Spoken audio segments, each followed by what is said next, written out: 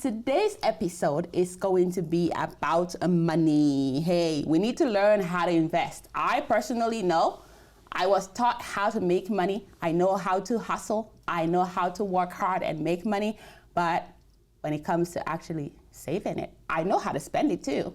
If we don't learn, we cannot change some things. We have to learn and grow. Money will go towards those who understand how it works and are willing to do what it takes to get it in the right way.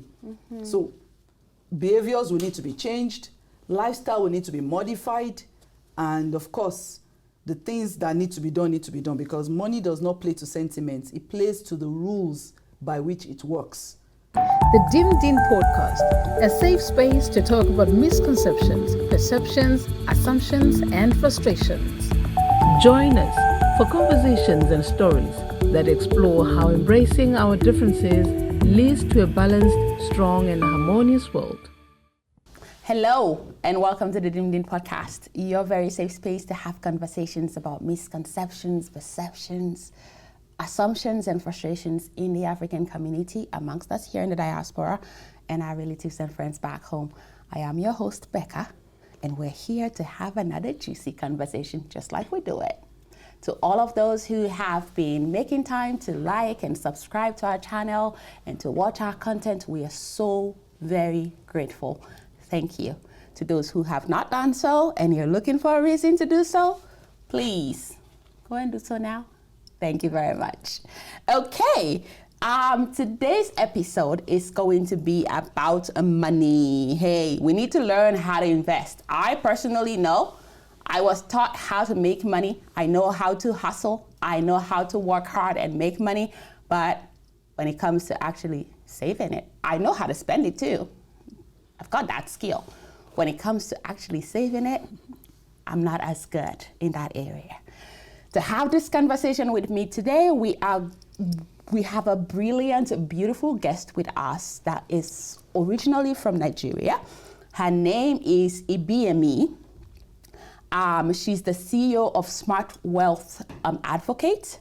She's a medical doctor who made a lifestyle-focused choice to become a personal finance coach, transferring skills as a healthcare provider to caring for the wealth of individuals and families in Canada.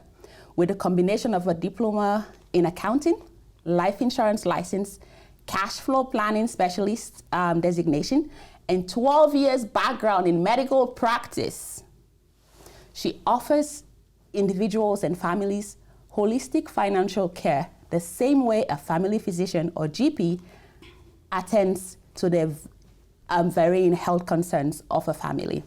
She's a QuickBooks Online Pro advisor, certified, and her life insurance license are with Alberta, Ontario, and Saskatchewan provinces. Whew. Oh, I am so excited for this today, but I'm going to pass it on to her to tell us a little bit more, just in case I missed something from that beautiful resume. Well, over to you. Yeah, good afternoon. Good day, everyone watching. Yeah, we're recording this in the afternoon, but you might be watching it at another time of the day. Yes, that is me, your Smart Wealth Advocate. I think the two things I will add to that is that I'm a Christian. I live by the principles of God's love and His mercy, and I strive to do that every day. And then I'm married, and I have 5 sons. So that lifestyle choice that made me decide that now maybe I should not focus on just medicine as the only possible career, but that there's something else I could do, was basically my family needs. Because coming with 5 young children to Canada about 6+ years ago now, I had to look inward and say, no, I needed to do something else. But yes, and I'm so grateful to God that I was able to make sense of in settling down and trying to figure out how to hustle and make ends meet. I knew that understanding finances was very crucial. So I began to try to understand finances for myself first, because like I said, 5 children, and just landing for some period of time, my husband was not even with us. So I had to make sure to learn how to make every dollar stretch as much as I could. And so in trying to make sense of that, because my background was in public health related areas in my medical practice, I found some strong points of, intersection really between medicine and the social medicine I had practiced and financial management.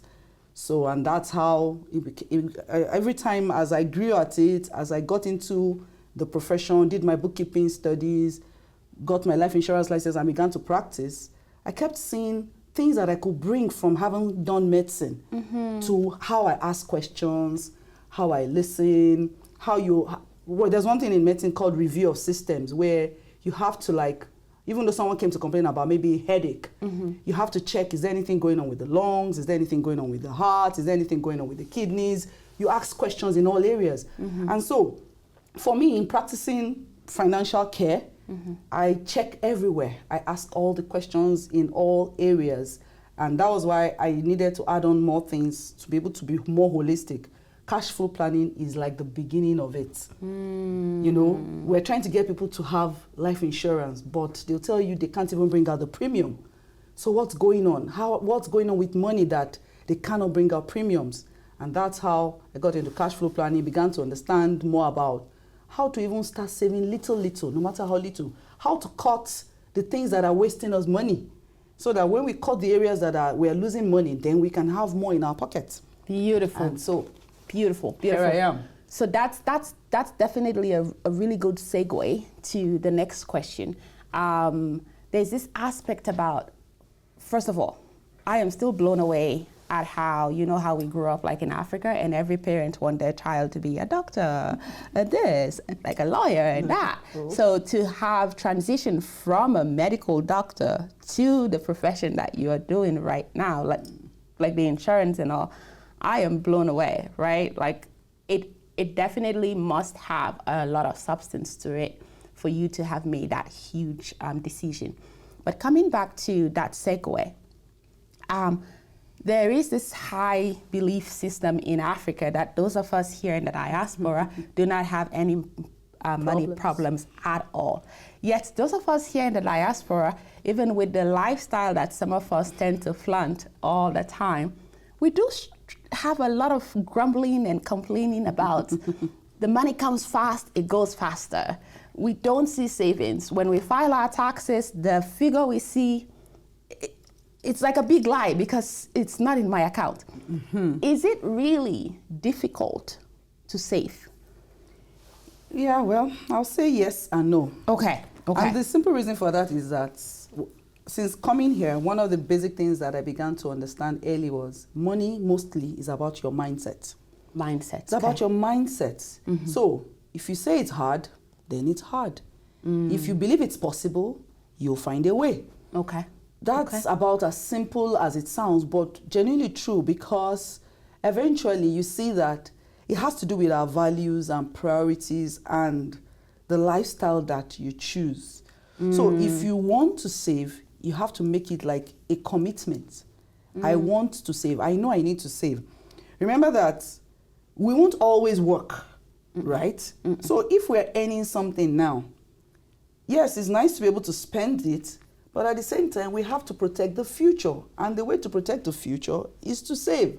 So once you realize that if I do not begin to put something away, no matter how little, it's like putting something away must be absolute necessity. It's not if it remains, because that's where people get it wrong. They think, okay, let me just spend. If it remains, then you save. In fact, many money coaches will tell you, put away the saving first. Whatever the amount is. I do not know how to do that. Well, it's a decision of your will mostly.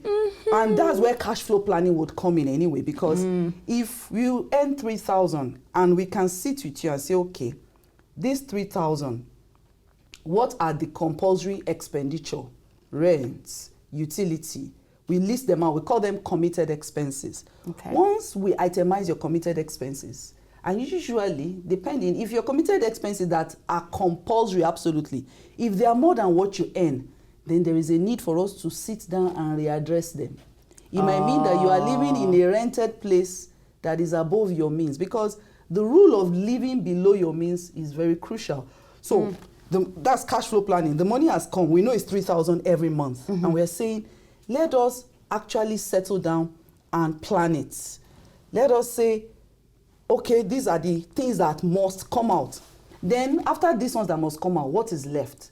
Now, most of the time, what do tend to take people's money usually are more of the spontaneous spendings or the trickle spendings that we do not keep good track of. No one wants to control anybody. Yes, like that coffee that we must take every morning on our way to work. You know, like that $10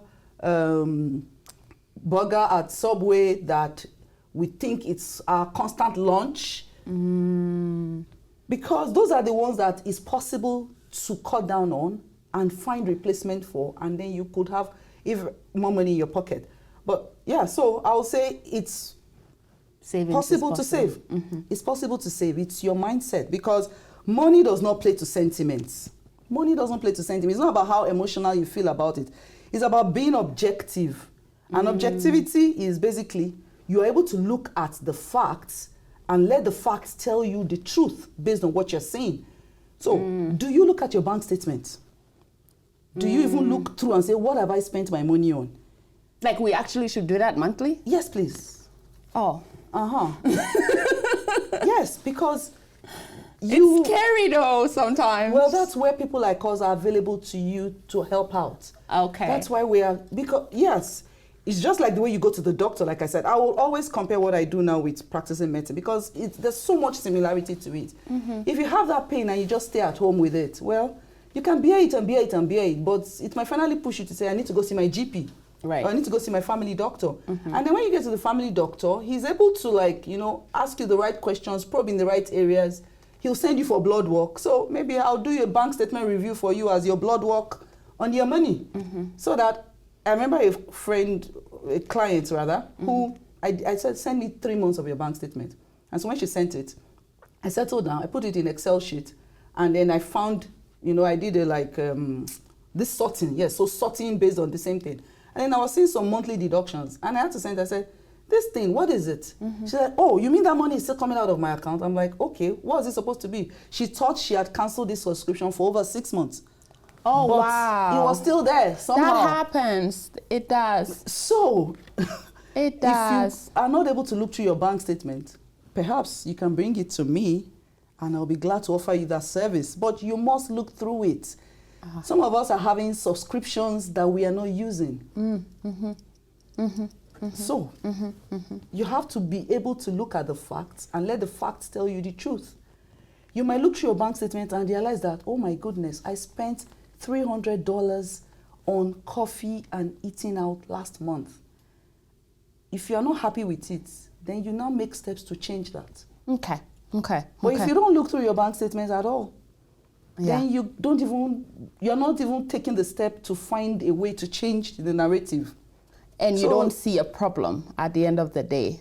Because now I see then how the mindsets connect with the objectivity, because you have to have a mindset that wants to make money for you to start looking at your habits that could be interfering with that desire. Yes, a mindset that wants to save and say, yes, I want to, I must save because I need to. I need to. It's not even wants to, it's a need. Because you won't work forever. It pains me when I walk into some of Walmart's. You see the greeters there, they are seniors in their late 60s, maybe early 70s. Some of them are there because they are really happy to be there. But the truth is that there are some people that they actually cannot retire because they don't have enough to live on if they stopped working. Okay. That's a sad reality and should be prevented when we're younger. Okay. So I love that part. So I love that part about the whole explanation around savings. The ability to save is a choice, or the ability is there, but the willingness to do it is a choice. You did mention something about cash flow. I do not know what that thing is. Can we talk a little bit about it? Yes, so basically, as the word goes, the flow of your money, that's cash flow. It's coming in, it's going out. It needs to be tracked. Then we do a tracking for a while, and then after that, we do a plan. So cash flow plan means I know how much comes in.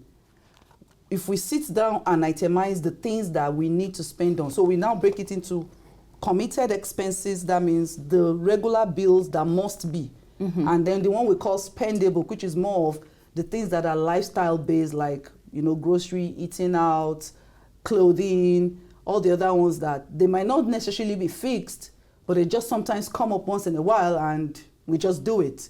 Or of course, food is a bit more regular, but you find that even with food, you could walk into the grocery store, you wanted to buy A, B, C, D, E, F. Before you know, you've gotten up to Z, even though you went in only to get A, B, C, D, E, F.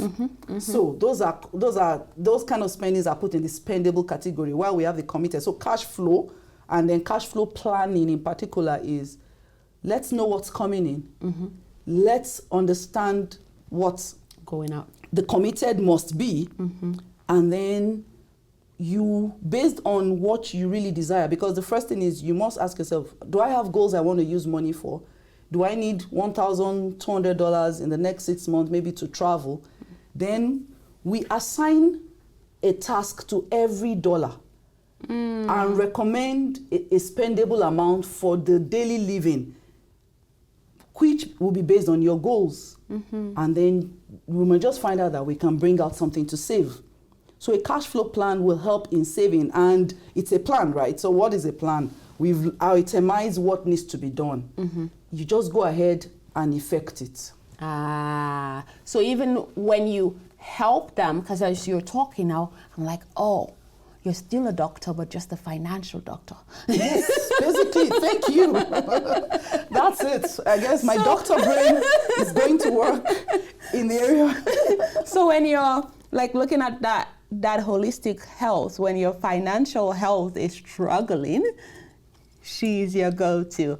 So then talking about that cash flow, I think what I also hear you say then, you can take a horse to the river, but you cannot drink for the horse or force the horse to drink. So you will work with individuals to create that cash flow plan, but for them to see the effect of that plan, they actually have to do the work to implement and follow through with the plan. Okay.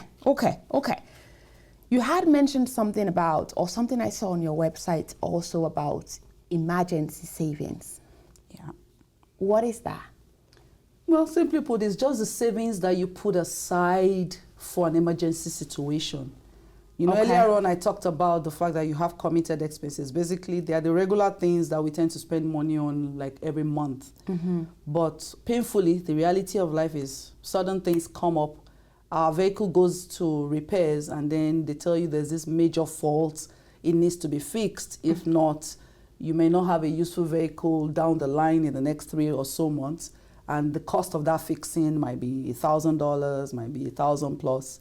So emergency situations that come up need to be prepared for, and that's what an emergency savings is. Another crucial thing is, God forbid, suddenly someone is retrenched, has to stop working for whatever reasons. An emergency savings will be a fallback on.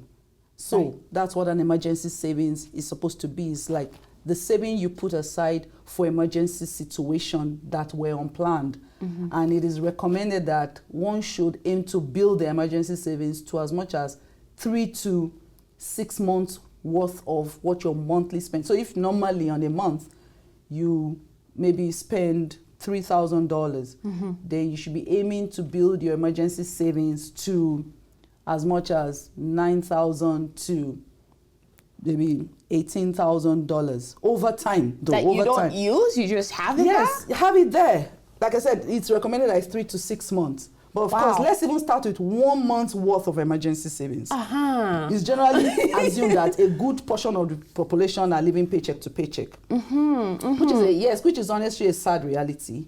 But at the same time, like I said, it has to do with a choice of how do we make adjustments so that we can begin to gradually change that narrative, saving steadily, a trickle amount at a time, right? And then we hope, sometimes the emergency situations don't come up that quickly, but the time to prepare for the rainy day is when the rain has not fallen yet, right? True that. So we put aside the saving, and that is why saving is a decision that should be made. if you need to pay your rent and you are not working, what do? That's what we're saying. So those are emergency situations where you haven't earned income in 1 week, in 2 weeks, in 1 month, but your rent is due. What will you fall back on? That's why we need emergency savings. And it's recommended that emergency savings can be put into usually money that you can access pretty quickly, like a high interest savings account. Okay. So then going back to 2019, 2020, when COVID-19 was here, was a big deal at the time, that definitely, I see from what you talk about, the emergency savings, there definitely was a lot of people who experienced the very rough ends of COVID-19, losing their jobs, not having savings, losing their mortgages, losing their vehicles and all of those things. And that's where I see then, if they had made that decision to have some emergency savings, they may have been able to manage those expenses for a few months at least. Yes. Before things went south the way they did. Yeah, for sure. You had mentioned something about investment vehicles or vehicles. Okay. Yes. What's that?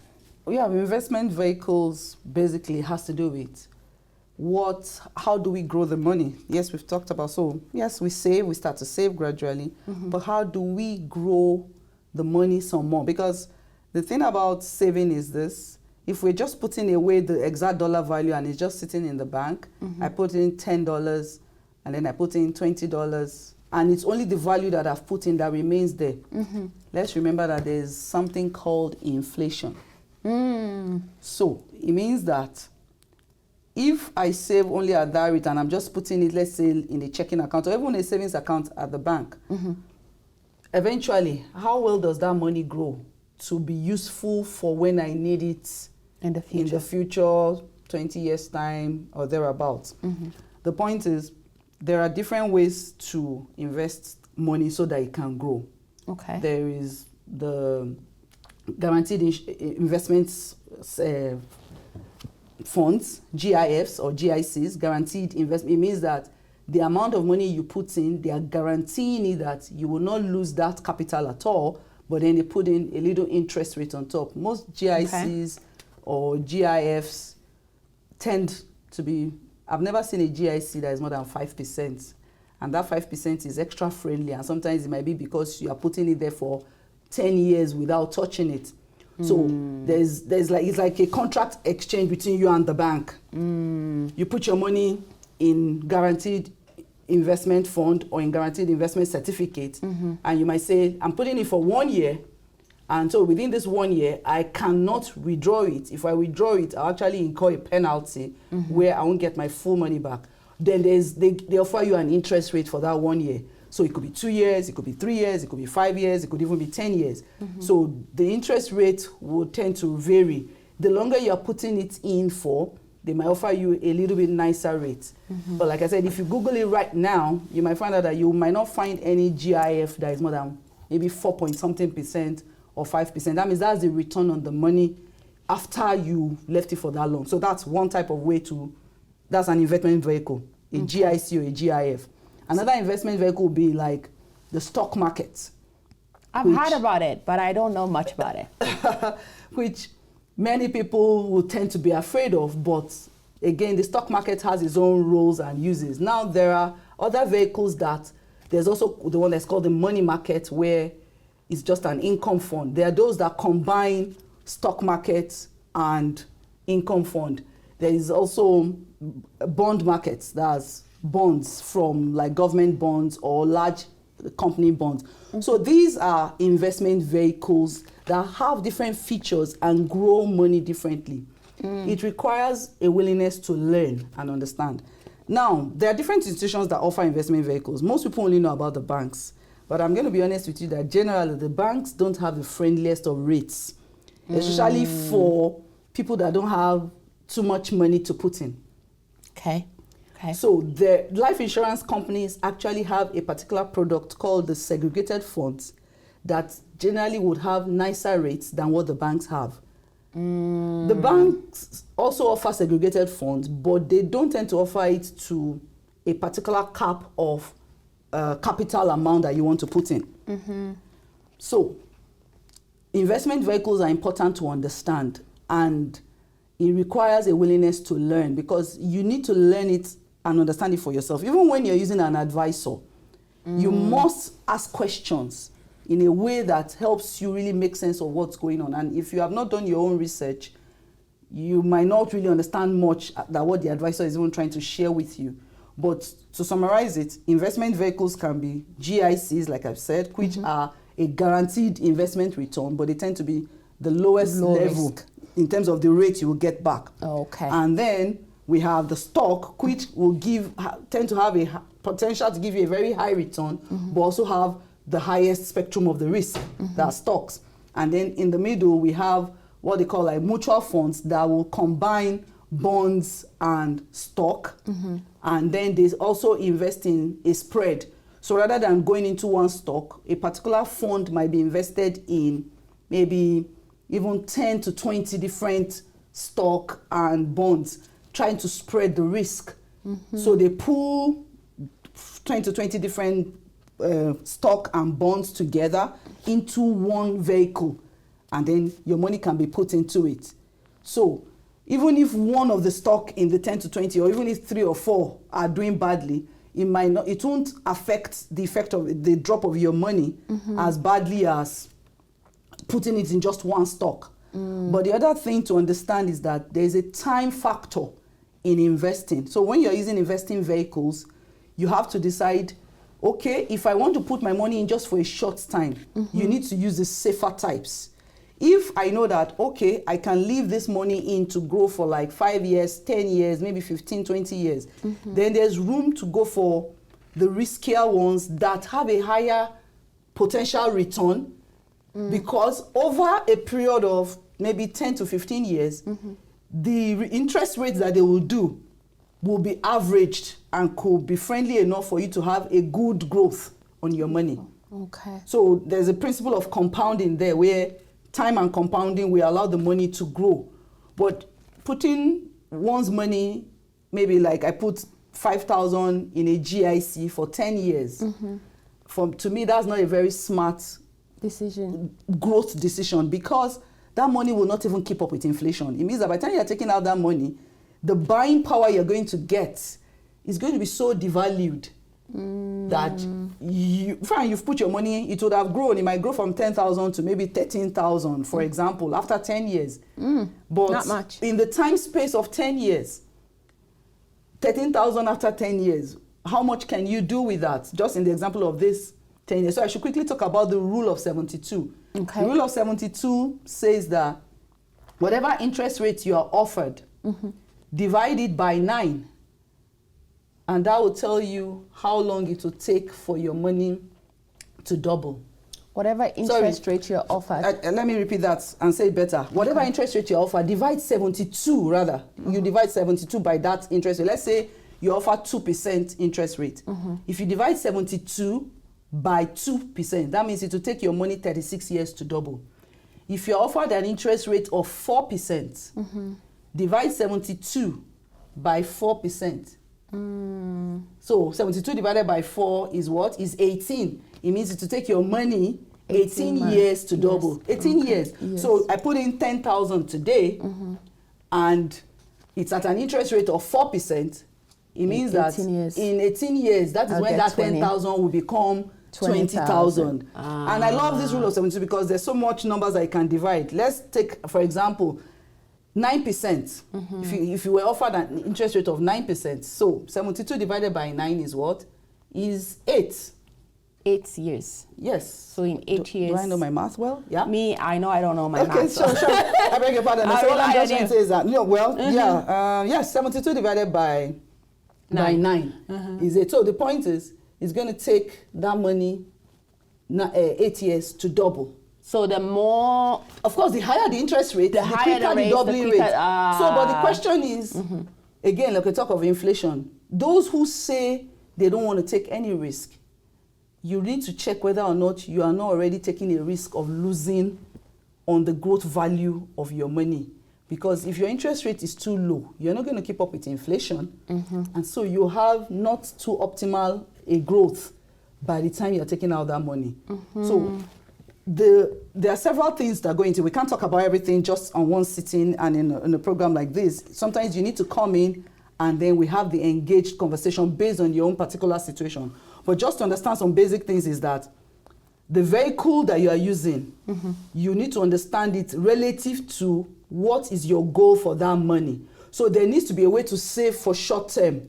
Okay. So if you know I need this money in 2 years' time, then you might want to use a vehicle that is safer, that there's no risk of losing that money at all in 2 years. But if there's a longer horizon in mind, like, I'm age 30 and I want to start putting away towards retirement at maybe age 55, it means you have a 25 years horizon, and it's wiser to use a vehicle that has the potential to grow at a better interest rate than what a GIC will do. Okay. Because by the time you're pulling out that money, you want the growth to be significant for what you're using it for in the future. In that 25 years time. Okay. Wow. There's a lot to like download. Like my memory card is like, okay. Money is serious business. It is serious business. It is. If you're just joining us, this is the Dimdin podcast. We're having conversations today about money, how to save your money, and how to grow your money. And we have our beautiful guest here today that knows a lot about this topic and is willing to share that information with us. So for people out there that are watching this, and they're like, okay, I need to learn a little bit more. I need to connect with you. But I also worried, at what costs? Like, what is your fee? Because there's a cost to everything, right? Oh, well, so definitely. What can you say to them? Like, how can they connect with you, and is there a price to it? Well, yes, there is a price. I wouldn't share the price here necessarily. Okay. Oh, yes, because if you're getting value, hopefully you're willing to pay value for the value you're getting. Okay. That's the honest reality of it, right?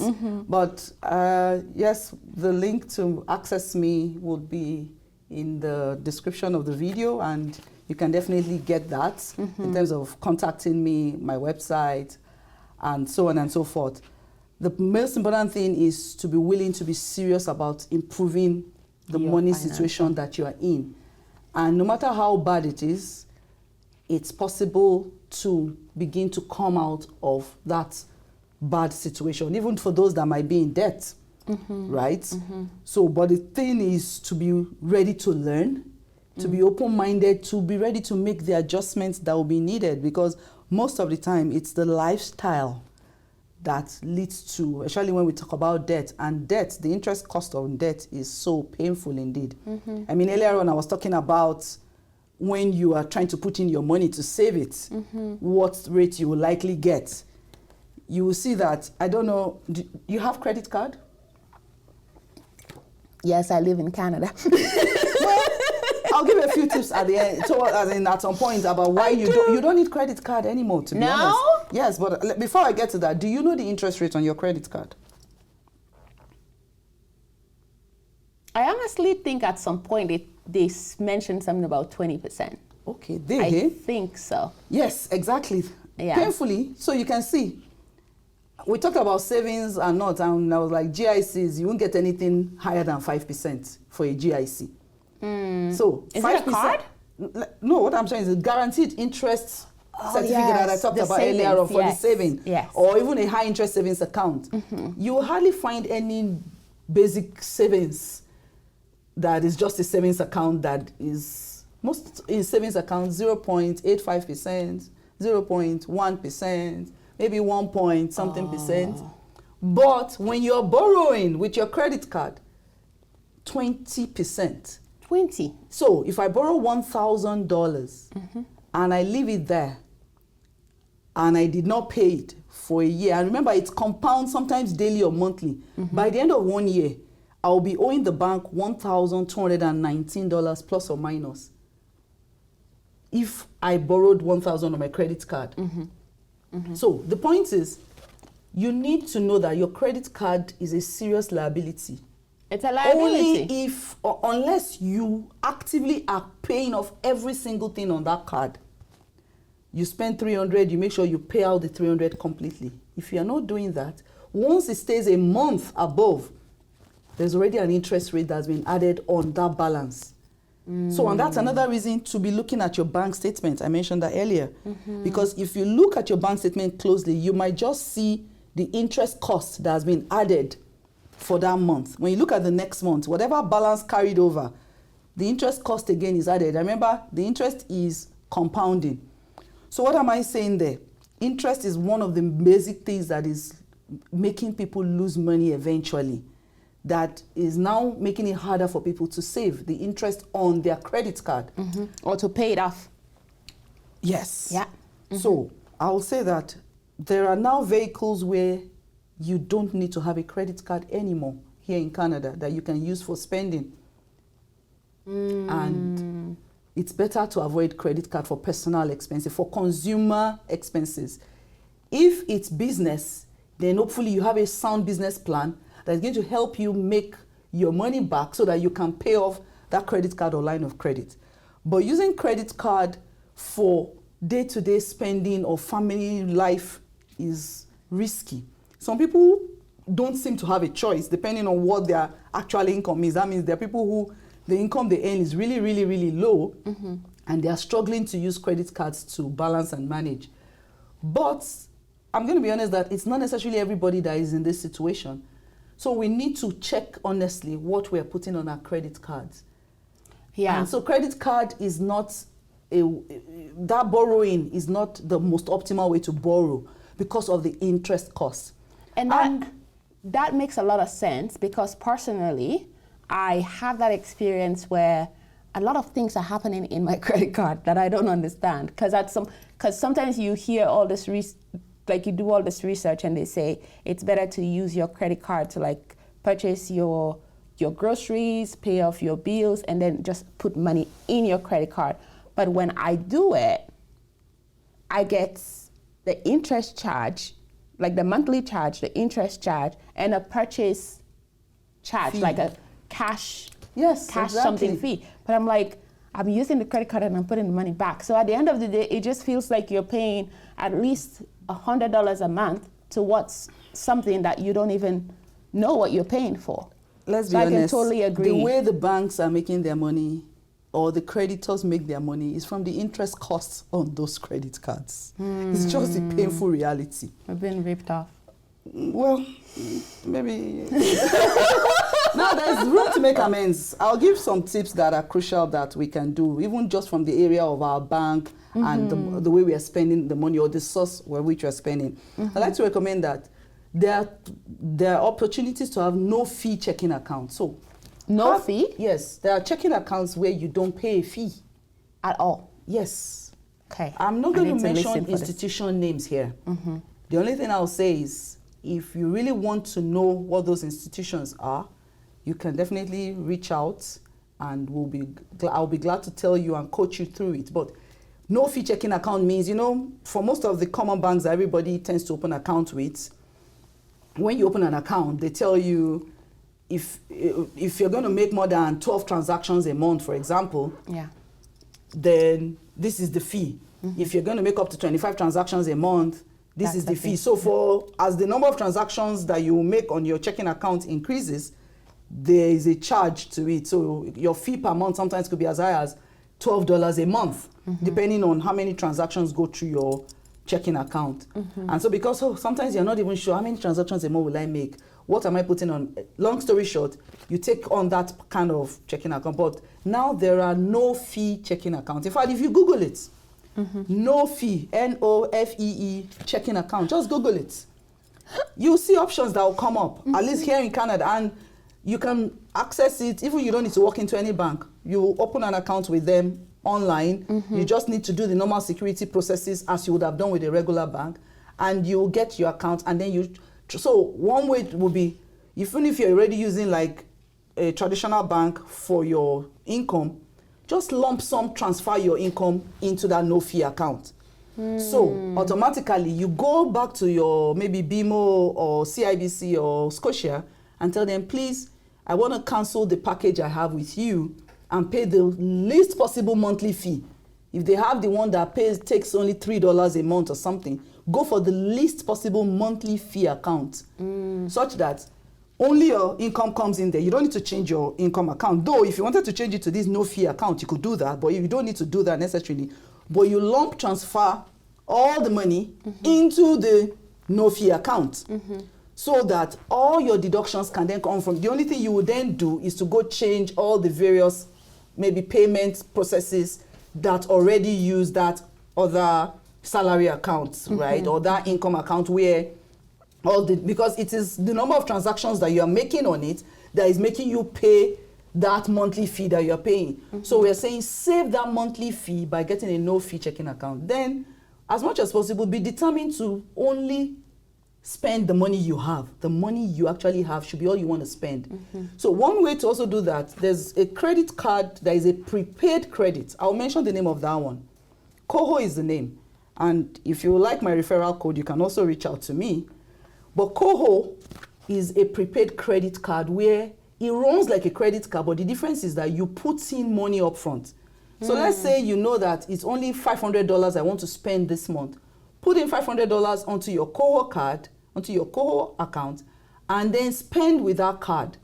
And then you begin to, so you're actually tracking what you're spending. Unlike credit card where you're spending and it's increasing because you are owing them, this one is that you're spending your own money. The beauty of this card is that it also offers cashback. It offers cashback, and it even offers interest on your balance. Does it help your credit score? Yes. It also help you track your credit. Okay. Oh. Yes. Okay. Okay. So it's that's what I'm saying. You don't need credit cards anymore. You don't need credit cards where you are borrowing from them anymore. Put the money you want to spend into this Coho card, and then you spend it gradually as you need it on the things you need to buy. And it's an app on your phone. If your money is dropping from 500 to 400 to 300, you are seeing it that your money is coming down. And I'm telling you that is a better positive psychological trigger. Because it's telling you that your money is going down, it's finishing, as opposed to a credit card where the balance is increasing. So it's more like, okay, it's increasing. But when your money is decreasing, you are more on alert to say, okay, now I have only $200 left. What must I really spend on? Or what can I avoid spending on? Wow. Okay. So I definitely wish we had a lot more time to talk about this because, oh my goodness, I feel like we're just starting, but we just have just about a couple more minutes to round up. And I know you've shared a lot with us. And for those who are interested in connecting with her, because I know I absolutely am interested, we definitely would put up the information for you to know how to connect with her. I see you have a couple books here. Oh, well. What is something you can say to the viewers? What's a final statement? Yes. Lump it all in, you can. I think what I want to say is that there is a lot of hope if we're willing to learn. Okay. I didn't come to Canada. I came to Canada in 2018, April. And definitely all these things I've shared, I didn't know them. But I guess I had a major, I would say, stimulus for wanting to learn. Like I said, I came with 5 children. And just to share so that you understand how possible it is, I opened my children's RESP initially with one of the traditional banks.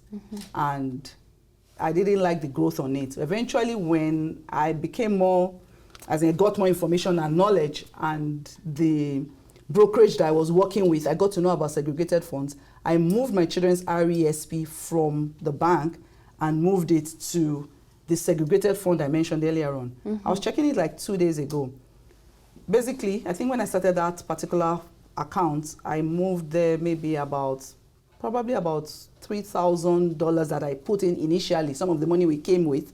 And then since then, I've been putting $120 a month just in the RESP. But the RESP itself is also an account where government contributes its own part. And I do have 5 children. Right now, with the investment growth on it in just about, I think, 5+ years, it's close to $30,000 in my children's RESP right now. Okay. Yes. Okay. And sometimes when I look at it, I'm amazed. I'm like, gosh, little droplets do make an ocean. I remember what I talked about, the time and compounding. Remember, I am putting in just $120 every month, apart from the initial lump sum I did that I spoke of. But because of the government matching and all the other government contributions that have gone in there, it has grown. And of course, the returns so far, I think, has been close to maybe 10% averagely on that account. Wow, wow, wow. So, what I'm just saying is, be willing to learn, be willing to take the first step and do something about it. Even if my own TFSA that I opened, I put in $25 a month. That's all I put in there. But it compounds and it grows gradually. And I've used it a few times as my emergency savings, because the TFSA, depending on where you open it with, you can also quickly have access to it, even as a source for emergency funds. So, yeah, she talked about the books I have here. Here is one of them, The Wealthy Baba Returns. It's just reading about money and learning about money is something I enjoy. I hope more people will desire to enjoy it, because if we don't learn, we cannot change some things. We have to learn and grow. Money will go towards those who understand how it works and are willing to do what it takes to get it in the right way. So behaviors will need to be changed, lifestyle will need to be modified, and of course, the things that need to be done, because money does not play to sentiments. It plays to the rules by which it works. And we just need to want to learn and grow at it. Beautiful, beautiful. Wow, wow. You've heard from the financial doctor. And now it's time to go to the financial clinic to get your finances assessed. And of course, maybe get a diagnosis and get some prescriptions. And you know, if you don't take your prescriptions, if you don't drink your medication, if you don't implement that plan, you will not see the outcome. But if you do, you're guaranteed to see that positive outcome. We're blessed to have you here today. God bless you. Thank you very much. We look forward to hopefully having conversation with you again in the future. Thank you all for staying with us throughout this whole episode. Until our next episode, Sabe Dimdin. My people, we are so human, quick to judge and apportion blame. We think only about ourselves. Pointing fingers is so easy. Gossips are